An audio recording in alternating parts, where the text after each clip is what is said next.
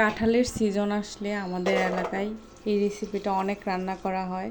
কাঁঠাল খাওয়ার পর বিচিগুলোকে ফেলে দেওয়া হয় না, সবাই কাঁঠালের বিচি দিয়ে নানা রকমের রেসিপি তৈরি করে। আজকে আমি কাঁঠালের বিচি দিয়ে অনেক মজাদার একটা রেসিপি রান্না করব। এই জন্য কাঁঠালের বিচিগুলোকে প্রথমে ভালোভাবে ধুয়ে পরিষ্কার করে তারপর হলুদ আর লবণ দিয়ে সিদ্ধ করে নিয়েছিলাম। এখন কড়াইয়ে 200 গ্রামের মতো সয়াবিন তেল গরম করে নিয়েছিলাম। দিয়ে দিলাম 1 কাপের মতো পেঁয়াজ কুচি। বাসায় গরম মশলার গুঁড়া ছিল না, তাই আস্তই দিয়ে দিলাম এলাচ আর দারচিনি, সাথে 2টো তেজপাতাও দিলাম। এখন 1 কাপের মতো কুচি করে রাখা টমেটো দিয়ে দিব। টমেটোগুলো পেঁয়াজের সাথে ভালোভাবে ভেজে নিতে হবে। ভাজা হয়ে গেলে এবার মশলা দেওয়ার জন্য একটু পানি দিয়ে দিব। পানিতে মশলাগুলো দিলে কি হয়, মশলাগুলো পুড়ে যায় না। একটু পানি না দিলে মশলাগুলো পুড়ে যাওয়ার সম্ভাবনা থাকে বেশি। এখন 1 চামচ হলুদের গুঁড়ো, 1 চামচ মরিচের গুঁড়া, 1 চামচ জিরে গুঁড়া দিয়ে দিলাম।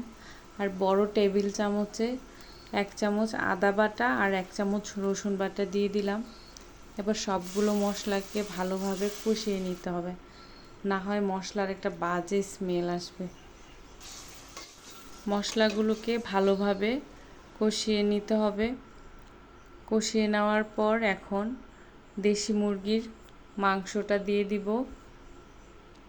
দেশি মুরগি দিয়ে কাঁঠালের বিচি রান্না করলে খাইতে অনেক মজা হয়। এবার মশলাগুলোর সাথে মাংসটা ভালোভাবে কষিয়ে নিতে হবে। যে কোনো মাংসই রান্না করার সময় ভালোভাবে কষিয়ে নিলে মাংসগুলো খাইতে টেস্টই অন্যরকম হয়। ভালোভাবে না কষানো হলে মাংস খাইতে মজা লাগে না। মাংসগুলো ভালোভাবে কষানো হয়ে গেলে কাঁঠালের বিচিগুলো দিয়ে দিব। কাঁঠালের বিচি দিয়েও কিছুক্ষণ কষিয়ে নিতে হবে। আমি যখন ছোট ছিলাম তখন মাংসর সাথে কাঁঠালের বিচি দিলে বিচিগুলা খাই নাই, শুধু মাংসগুলা খাইতাম। কিন্তু এখন অনেক স্বাদ লাগে এইভাবে রান্না করলে, খাইতেই মন চায়। এখন ভালোভাবে কষানো হয়ে গেল, তারপর ঝোল দিব। গরম পানি করে রেখেছিলাম, ওইটাই দিয়ে দিলাম। গরম পানি যে কোনো তরকারিতে দিলে ওই তরকারিটা খাইতে অনেক স্বাদ হয়।